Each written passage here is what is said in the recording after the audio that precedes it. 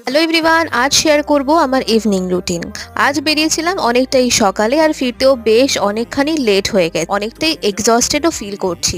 প্রথমেই হাওয়া খেতে খেতে খাচ্ছি বেশ অনেকখানি জল। এইবারে আনরেডি হওয়ার পালা। ঘরের অবস্থা অমিত ভীষণই বাজে করে রেখেছে, তো প্লিজ ইগনোর দ্যাট। চুলটাকে উঁচু করে বান করে ফেস ওয়াইপ দিয়ে প্রথমে স্কিনটাকে ক্লিন করে নিন।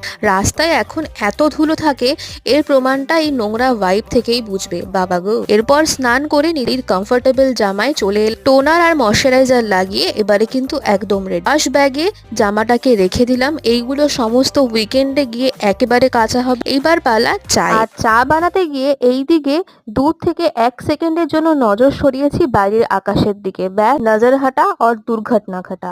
এই দুধ পড়ে একেবারে একাকার কাণ্ড। চা আর একটু স্ন্যাক নিয়ে বসলাম পরের দিনের ডেটা প্ল্যান করতে। আর রাতে ডিনারে সেদিন ছিল এগ ভুর্জি আর সাথে রুটি আর স্যালাড। চলো আজকের দিনটা